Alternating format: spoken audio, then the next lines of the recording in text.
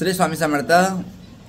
आजचा व्हिडिओ एक रेसिपी घेऊन येत आहे, दहीपुरी कशी बनवायची ह्याविषयी। सर्वांनी यूट्यूबला बघायचं, सर्वांनी लाईक करायचं, शेअर करायचं, कमेंट करायचं। बघा मी आता तुमच्या समोर रेसिपी घेऊन येणार आहे, दहीपुरी कशी बनवायची, एकदम प्युअर आणि देशी आणि तुम्ही आवडून खाल अशी दहीपुरी। ओके, बघा या पुढचा विषय।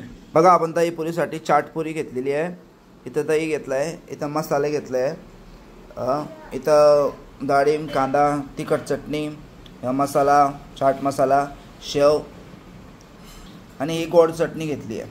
ओके, आता पहिल्यांदा आपण गोड चटणी टाकून घेणार आहे प्रत्येक पुरीवरती याप्रमाणे। बघा याप्रमाणे सर्व पुरीवरती गोड चटणी जी असते ते आपण त्याला सॉस बोलतो, गोड सॉस असं टाकून घ्यायचा। त्यानंतर अशी तिखट चटणी असेल, ही तिखट चटणी प्रत्येक पुरीवर टाकायची या प्रमाणामध्ये। बघा या प्रमाणात आपण अशी तिखट चटणी टाकून घेतली आहे। त्यानंतर चाट मसाला टाकायचा असला, बघा या प्रमाणात असा चाट मसाला टाकायचा। बघा यानंतर चटणी घ्यायची, थोडी अशी तिखट चटणी असते अशी, ही घेतली तरी अशी चालेल, अशी चटणी घ्यायची आणि प्रत्येक पुरीवर अशी थोडी टाकायची। बघा या प्रमाणात अशी चटणी, तिखट चटणी असते ती टाकायची, शेंगदाणा चटणी असेल तरी जमल। धने पावडर मसाला असतो, धने पावडर मसाला असा टाकायचा किंवा गरम मसाला असेल तरी चालेल। बघा असं गरम मसाला टाकायचा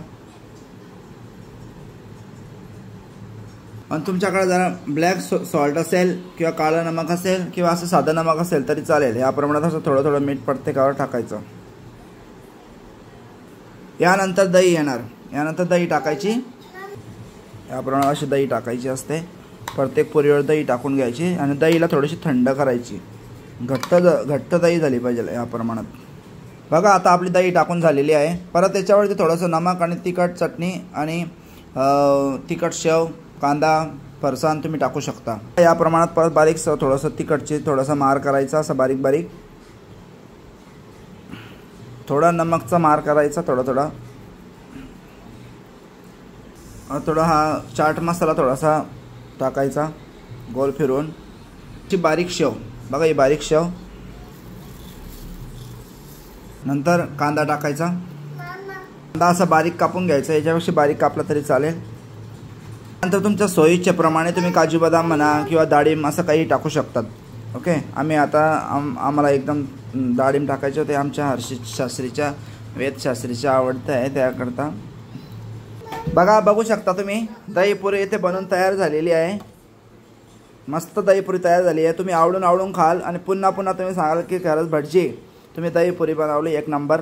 असं देवाला आम्ही नैवेद्य दाखवून सण हा दहीपुरी आम्ही ग्रहण करणार आहे, देवाला नैवेद्य दाखवायचं असतं। श्री स्वामी समर्थ। नारायण गोपाल शास्त्री भटजी, आज आम्ही दहीपुरी घरच्या घरी रेसिपी तयार केलेली आहे। सर्वांनी लाईक करा, शेअर करा, कमेंट्स करा आणि सबस्क्राईब करायला विसरू नका। तुम्हाला यूट्यूबच्या माध्यमातून, इंस्टाग्रामच्या माध्यमातून खूप सारे व्हिडिओ बघायला भेटणार।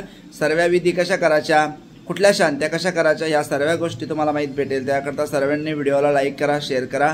बघा आजची रेसिपी दहीपुरी तयार झाली आहे, सर्वांनी आवडून खा आणि या तुम्ही पण सर्वांनी खायला। बघा बघू शकतात मस्त रेसिपी।